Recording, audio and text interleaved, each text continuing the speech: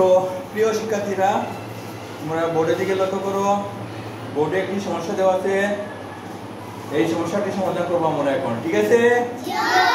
ওকে, তো সমস্যাটি কি দেখো তো। রুমু থেকে ঝুমুকে ঝুমু 8 বছরের বড়। 8 বছরের কি বড়, ঠিক আছে? তাহলে ঝুমুর বয়স কত বছর? 24 বছর। রুমুর বয়স কত? আমরা কার বয়স বের করব? এই সবাই বোর্ডের দিকে লক্ষ্য করো। কার বয়স বের করব? ভালো করে দেখো, কার বয়স বের করব? রুমুর বয়স বের করব। কার বয়স বের করব?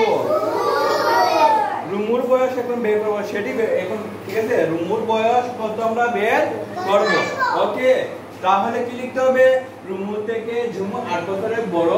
ঝুমুর বয়স কত বছর? 24 বছর।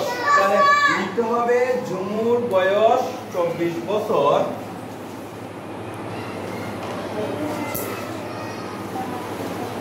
সবাই লক্ষ্য করো, ঝুমুর বয়স কত বছর? হ্যাঁ, সবাই বলে দিতে হবে আমাকে। 24 বয়স 24 বছর। গুড, এবার আমাকে বলে দিতে হবে, ঠিক আছে?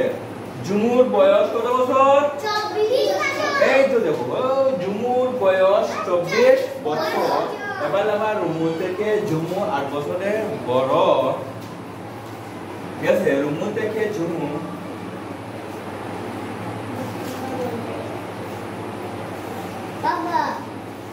রুমু থেকে ঝুমু, হ্যাঁ, রুমু থেকে ঝুমু কত বছর বড়? 8 বছরের। হ্যাঁ,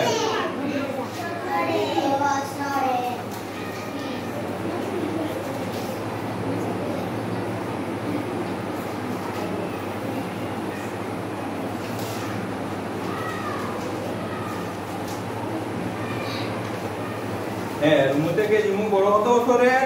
8 বছরের বড়, ঠিক আছে? তাহলে এবার কার বের করতে হবে? রুমুর বয়স কত, ঠিক আছে? তাহলে রুমুর বয়স আমরা বের করব।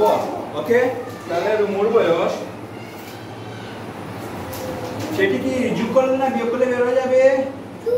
হ্যাঁ, কি করলে?